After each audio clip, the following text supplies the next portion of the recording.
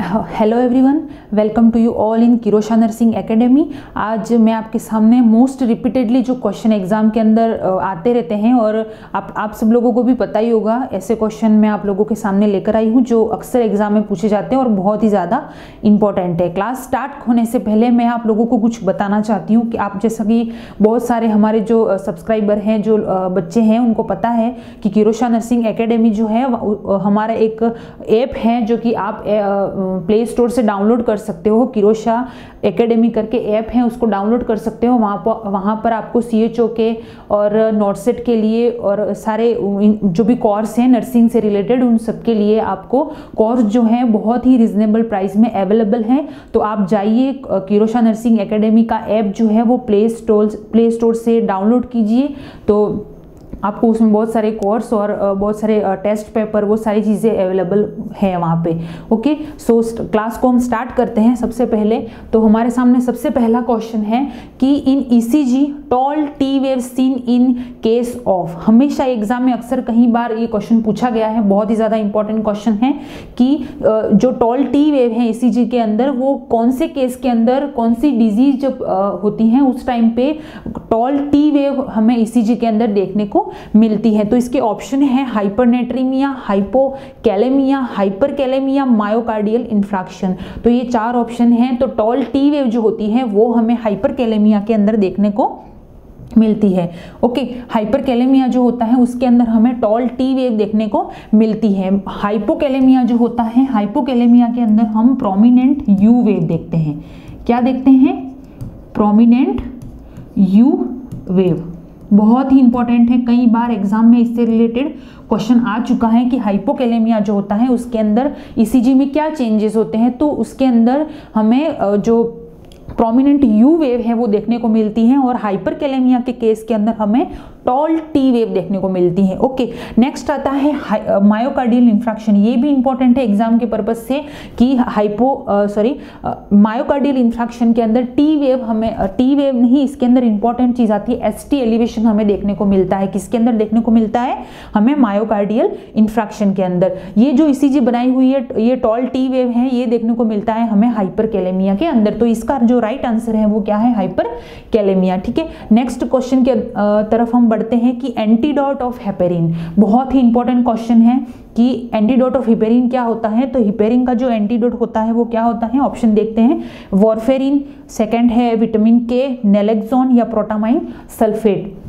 तो हिपेरिन का जो एंटीडोट वो क्या होता है? Protamine sulphate. ठीक है, वॉरफेरिन का एंटीडोट होता है विटामिन K के। उसके नेक्स्ट आता है हमें नेलेक्सोन जो होता है वो मॉर्फिन का एंटीडोट होता है। किसका? मॉर्फिन का। ये भी बहुत इंपॉर्टेंट क्वेश्चन है। तो इसका राइट आंसर है हेपेरिन का जो एंटीडोट होता है वो कौन सा होता है? Protamine sulphate. एग्जाम के पर्पज से बहुत ही ज्यादा इंपॉर्टेंट है। ओके, नेक्स्ट हम क्वेश्चन की तरफ बढ़ते हैं।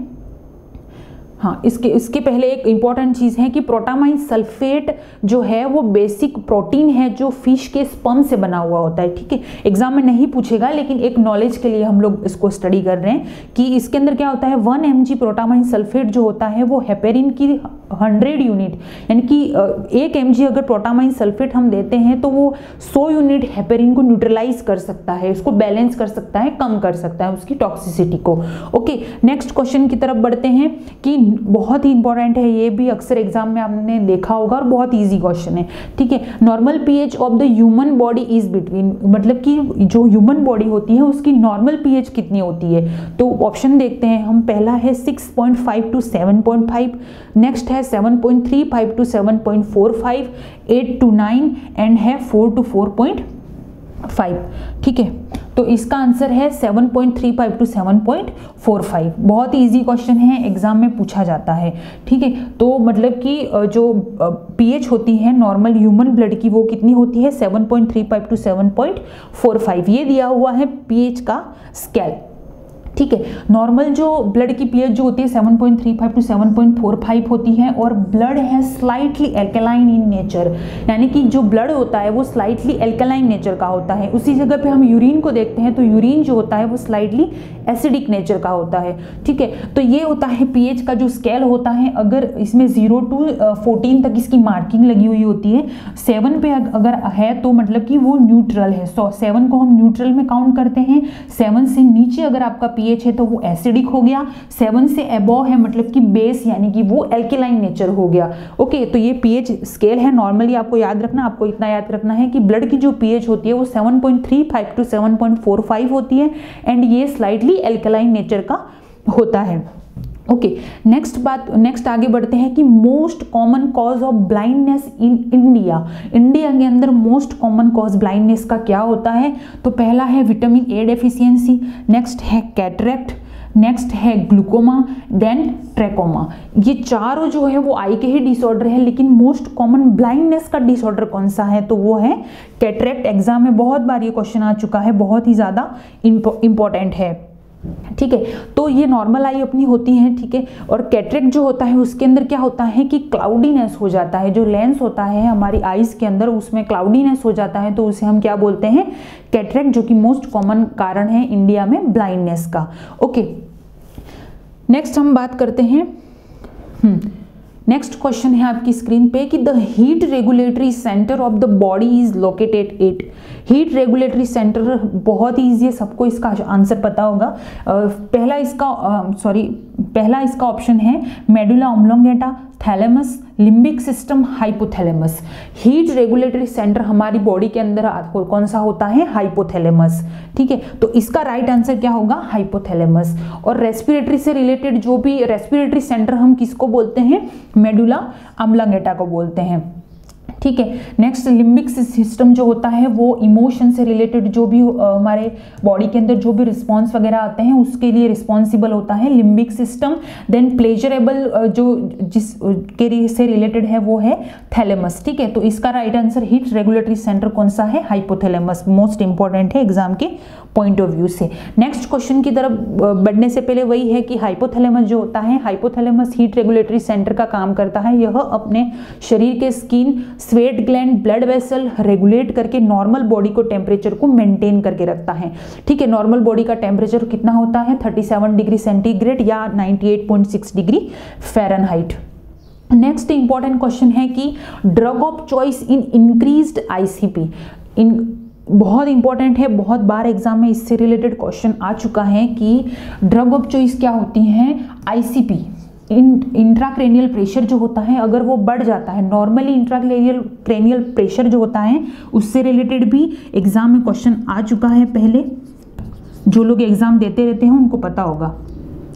नॉर्मल आईसीपी, तो नॉर्मल आईसीपी जो होता है वो 5 से 15 mm ऑफ Hg होता है। नॉर्मल आईसीपी कितना होता है? 5 से 15 mm ऑफ Hg जो होता है वो नॉर्मल आईसीपी होता है। ठीक है, तो इसमें पूछा गया है कि अगर आईसीपी इंक्रीज हो जाता है तो हम ड्रग ऑफ चॉइस क्या देते हैं? नॉर्मली कोई भी एक्सीडेंटल केस वगैरह आता है हॉस्पिटल के अंदर, जो इमरजेंसी डिपार्टमेंट में काम करते हैं उनको पता होगा कि इमरजेंसी केस जो आता है तो डॉक्टर उनको मेनिटॉल जरूर प्रिस्क्रिप्शन में लिखता है। क्यों लिखता है? क्योंकि उसके आईसीपी जो बढ़ा हुआ है उसको कम करने के लिए वो मेनिटॉल लिखता है। किसके अंदर? प्रिस्क्रिप्शन के अंदर। ठीक है, तो इसका राइट आंसर क्या होगा? आईवी मेनिटॉल उस टाइम उसको दिया जाता है जब आईसीपी क्या होता है? बढ़ा हुआ होता है तब। ठीक है, तो इस जो आईसीपी बढ़ा होने के लिए मेनिटॉल जो देते हैं उसको कम करने के लिए तो मेनिटॉल 20% देते हैं। ये याद रखना एग्जाम के पॉइंट ऑफ व्यू से इंपॉर्टेंट है कि 20% मेनिटॉल जो होता है वो दिया जाता है किसके अंदर? इंक्रीज्ड आईसीपी के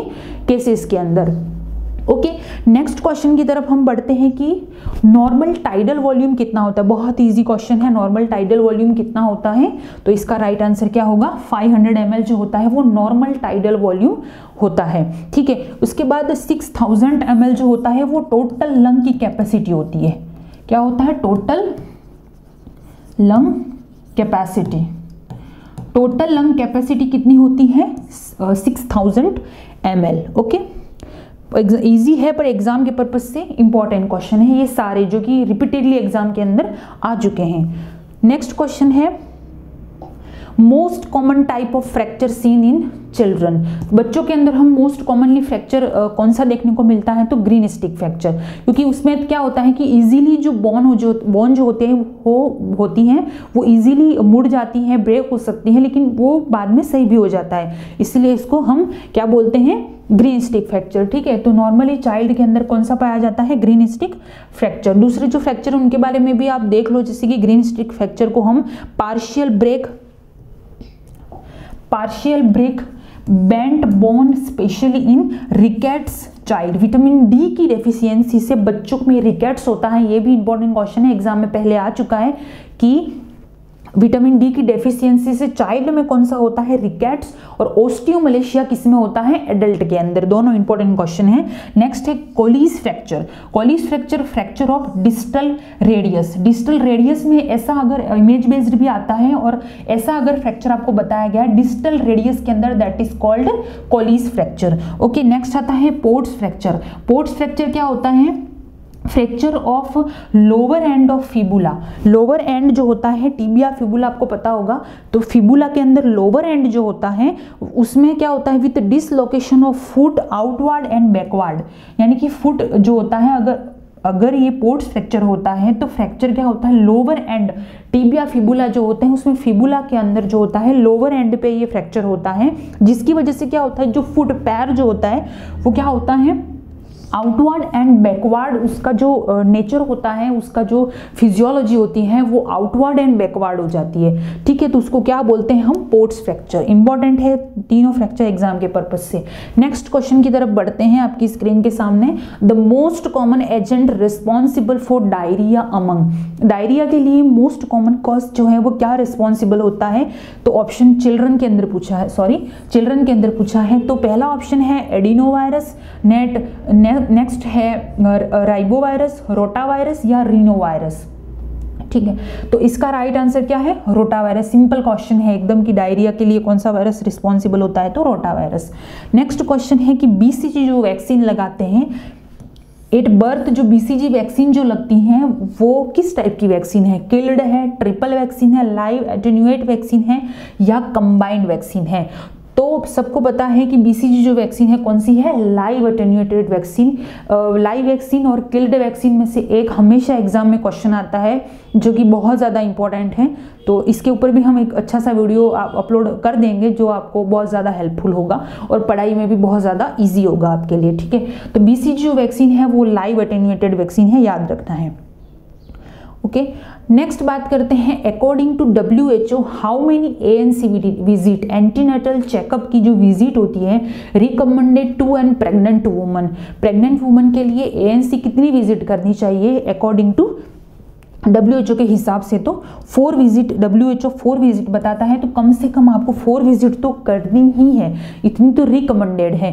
ओके, बाकी तो और भी ज़्यादा बेसिस पे भी कर सकते हैं, 12-13 विजिट भी होती है इसके लिए। ठीक है, लेकिन WHO के हिसाब से पूछे तो 4 विजिट होनी चाहिए।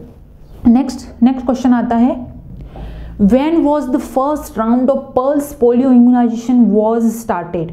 सबसे पहले पल्स पोलियो इम्यूनाइजेशन कब स्टार्ट हुआ था, ये इसमें पूछा गया है। दिसंबर 1994, दिसंबर 1995, जनवरी 1994, नवंबर 1996। तो इसका राइट आंसर है दिसंबर 1995 के अंदर सबसे पहला पल्स पोलियो इम्यूनाइजेशन जो प्रोग्राम है वो स्टार्ट किया गया था।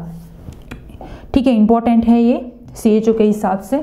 नेक्स्ट है, ऐसे क्वेश्चन उसमें पूछे जाते हैं, commonest complication of IUD insertion. Most common complication IUD insertion का कौन सा है, पहला ऑप्शन है पेन, सेकंड ब्लीडिंग, परफोरेशन या एक्टोपिक प्रेगनेंसी। तो मोस्ट कॉमन कॉम्प्लिकेशन पूछा है किसका, IUD इंसर्शन का, तो वो कौन सा होता है, ब्लीडिंग। ब्लीडिंग जो होता है वो मोस्ट कॉमन कॉम्प्लिकेशन इसमें देखने को मिलता है। नेक्स्ट क्वेश्चन है major causes of maternal mortality in India. सबसे ज्यादा कॉज क्या है मैटरनल मोर्टेलिटी के इंडिया के अंदर, तो पहला ऑप्शन है obstructed labour, next abortion, third है सेप्सिस, फोर्थ है हेमरेज। तो इसका राइट आंसर क्या होगा, हेमरेज। हेमरेज जो होता है वो मोस्ट कॉमन मोर्टेलिटी का कारण होता है, कॉज होता है सॉरी, किसमें, इंडिया के अंदर। नेक्स्ट है व्हेन एन, बहुत ही अच्छा क्वेश्चन है ये, when an individual blame other for his own mistake is called as, यानी कि इसमें क्या पूछा गया है कि कोई भी पर्सन है वो खुद की गलतियों को छुपाने के लिए दूसरों के ऊपर वो ब्लेम डाल देता है, उससे क्या बोलते हैं। कई बार ये एग्जाम नॉर्सेट में, एम्स के पेपर में, CHO में भी आया होगा, और नॉर्सेट एम्स में तो 100% इससे रिलेटेड एक क्वेश्चन पक्का आता ही है, तो बहुत ही ज़्यादा इंपॉर्टेंट है ये कि उसको क्या बोलते हैं, जब कोई इंसान अपनी गलतियों को छुपाने के लिए दूसरों पे ब्लेम डाल देता है। तो ऑप्शन है, पहला है प्रोजेक्शन, रिग्रेशन, अग्रेशन, कंपनसेशन। तो इसका राइट आंसर क्या होगा, प्रोजेक्शन। बहुत इजी है। प्रोजेक्शन का मतलब होता है कि अपनी गलतियों को छुपाने के लिए दूसरों को दोष देना, that is called projection. Okay, regression का मतलब होता है ग्रोथ। आप याद करने की ट्रिक है कि ग्रोथ, जी से याद रखने का है, ग्रोथ एंड डेवलपमेंट। ठीक है, जी से याद रखना, ग्रोथ एंड डेवलपमेंट। रिग्रेशन यानी कि कोई पर्सन आपने देखा होगा, जिससे भी वो बड़ा है फिर भी अगर उसको कोई बॉस डांट देता है या कोई भी पर्सन उसको, तो वो रोने लग जाता है, तो उसे क्या बोलते हैं हम, रिग्रेशन के अंदर काउंट होगा। ठीक है, चाइल्डिश बिहेवियर करने को लग जाता है तो उसे क्या बोलते हैं, रिग्रेशन। अग्रेशन यानी कि कोई भी गुस्सा करना, अग्रेसिव हो जाना, that is called aggression. Compensation यानी कि कंपनसेट करना, उसे क्या बोलेंगे। तो इसका राइट आंसर क्या होगा, प्रोजेक्शन। नेक्स्ट बात करते हैं, extra pyramidal symptom are side effect of. तो ये भी इंपॉर्टेंट है। एक्स्ट्रा ईपीएस से एक क्वेश्चन हमेशा एग्जाम के अंदर आता है, आप लोगों को पता भी होगा, बहुत ही इंटरेस्टिंग और अच्छा क्वेश्चन है कि extra pyramidal symptom are side effect of, किसके साइड इफेक्ट, तो anti parkinsonism agent, anti manic agent, anti depressant या एंटी साइकोटिक। तो इसका राइट आंसर क्या होगा, एंटी साइकोटिक। ईपीएस के जो सिम्टम होते हैं, एक्स्ट्रा पैरामिडल सिम्टम जो होते हैं वो किसके होते हैं, एंटी साइकोटिक्स के होते हैं। किसके, एंटी साइकोटिक्स के। ठीक है, इसमें जो होते हैं एंटी साइकोटिक के अलावा मोस्ट हमको पूछा जाता है कि एक्स्ट्रा पैरामिडल जो भी साइन एंड सिम्टम होता है उसमें फर्स्ट सिम्टम क्या आता है, तो उसका आंसर होता है एकाथीसिया। एकाथीसिया जो का मतलब होता है मोटर रेस्टलेसनेस, इसके अंदर हमें देखने को मिलता है। नेक्स्ट और भी आते हैं, tardive dyskinesia, acute dystonia, tremor होता है, ब्रेडिकाइनेसिया होता है, ड्रग इंड्यूस्ड, ड्रग लेते हैं जिसकी वजह से parkinsonism are common during use of antipsychotic drug. ये सारी इसके अंदर हमें ईपीएस के अंदर, तो नॉर्मली भी एग्जाम में भी पूछा जाता है कि ईपीएस के अंदर कौन सा सिम्टम, तो मोस्टली जो पूछते हैं वो टार्डिव डिस्काइनेसिया, ये इंपॉर्टेंट है एग्जाम में, इससे रिलेटेड ज़्यादा पूछा जाता है। ठीक है, क्लियर। नेक्स्ट आगे बढ़ते हैं हम नेक्स्ट क्वेश्चन की तरफ। कॉमन क्वेश्चन है, suicidal risk is the highest in which of the following. कौन से डिजीज के अंदर हमें सुसाइड का रिस्क जो होता है वो ज़्यादा देखने को मिलता है। ठीक है, तो इसके ऑप्शंस हैं, major psychotic disorder, major depression, major drug dependent, severe mental retardation. तो इन चारों में से कौन सा ऑप्शन राइट है, तो सेकेंड ऑप्शन राइट है, मेजर डिप्रेशन। जो भी पर्सन मेजर डिप्रेशन में, सीवियर डिप्रेशन में चला जाता है किसी भी वजह से, तो उसके अंदर सुसाइडल टेंडेंसी हमें देखने को मिल सकती है, मोस्ट कॉमन। नेक्स्ट है, human body content of water in percentage. कितना परसेंटेज ह्यूमन बॉडी के अंदर वाटर अवेलेबल होता है, तो बहुत ही सिंपल है, 60% जो होता है वाटर होता है किसके अंदर, ह्यूमन बॉडी के अंदर। ओके, नेक्स्ट है, vitamin which help in wound healing. कौन सा विटामिन है जो वुंड हीलिंग के अंदर हेल्प करता है, तो vitamin A, vitamin C, vitamin E, vitamin K. तो इसका राइट आंसर कौन सा होगा, विटामिन सी। विटामिन सी जो होता है वो हमारी इम्यूनिटी को बढ़ाता है और वो क्या होता है, वुंड के हीलिंग के प्रोसेस में बहुत ही ज़्यादा हेल्पफुल होता है। ओके, तो इसका राइट आंसर है विटामिन सी। नेक्स्ट क्वेश्चन की तरफ पढ़ते हैं, the most effective treatment for alcoholism.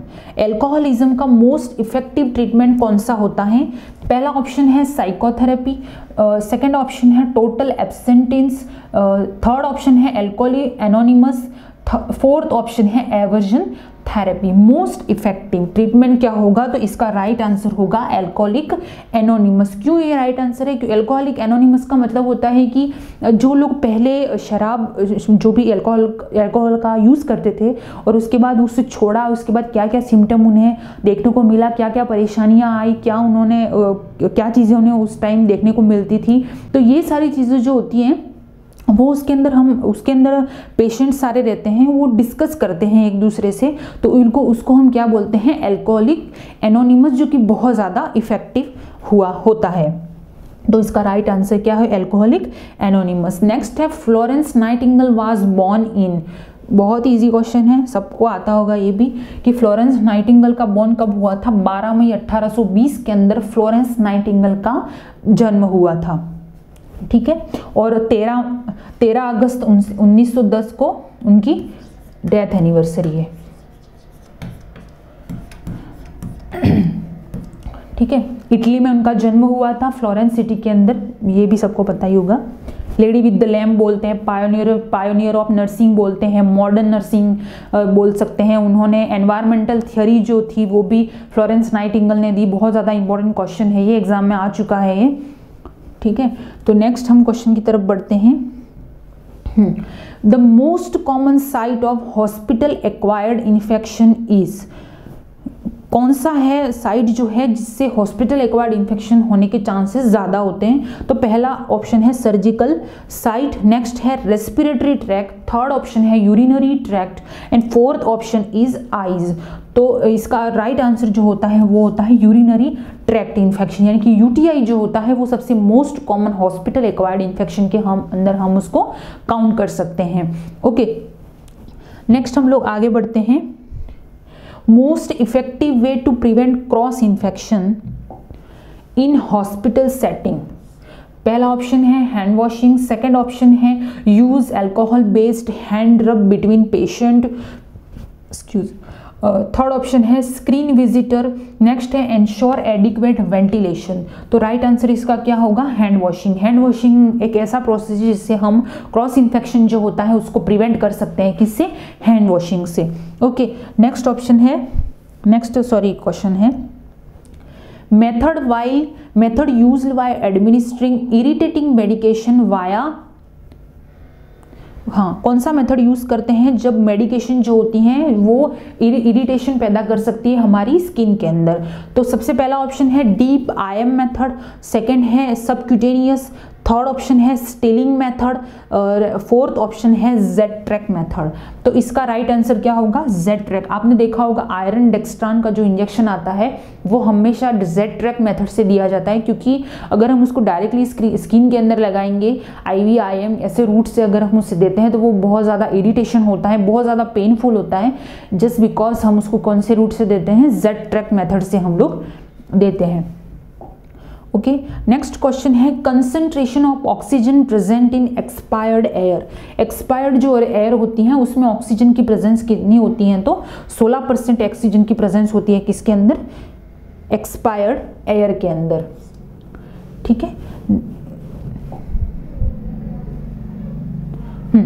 चलिए, ये कंपोजिशन है एयर का, कुछ देख लेते हैं। नॉर्मली हम लोग CO2, कार्बन डाइऑक्साइड का, नाइट्रोजन का और हमें ऑक्सीजन का।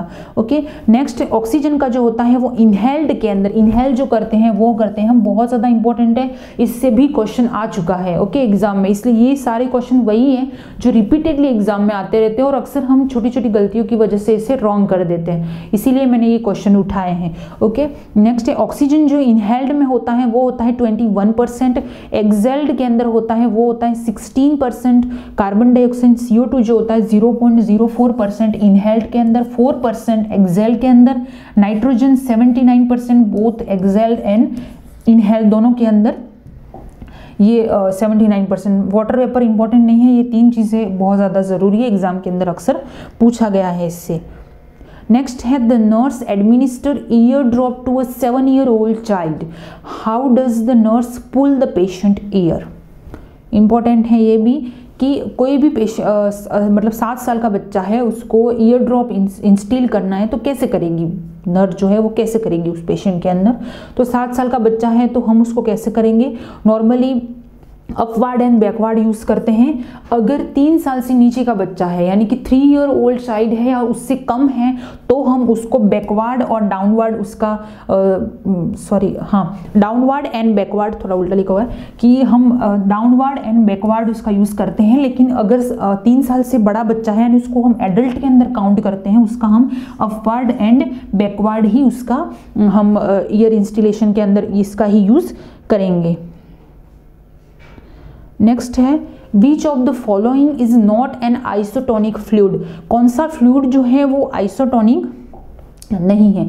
इससे रिलेटेड हमेशा एग्जाम में एक क्वेश्चन पक्का पूछते हैं, बहुत ज़्यादा इंपॉर्टेंट है, आइसोटोनिक, हाइपोटोनिक एंड हाइपरटोनिक। ठीक है, तो आइसोटोनिक सॉल्यूशन कौन सा नहीं है, तो 0.9% RL, थर्ड ऑप्शन है dextrose 5% in water, dextrose 5% in normal saline.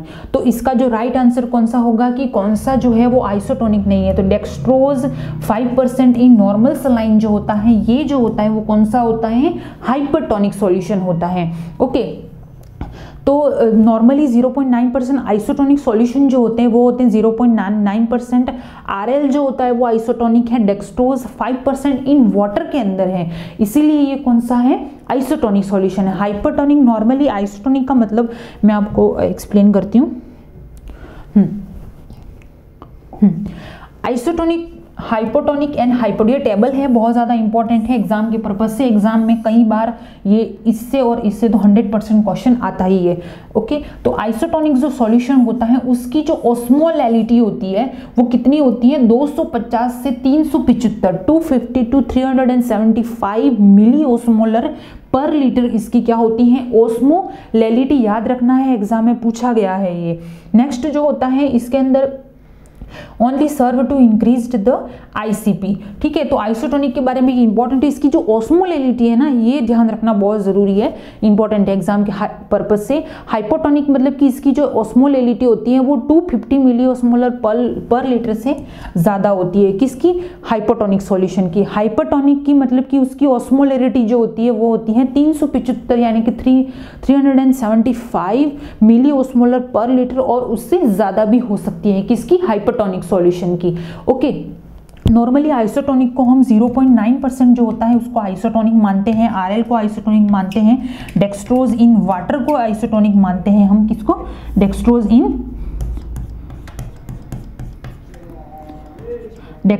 In water 5%। ठीक है, तो ये भी क्या होता है,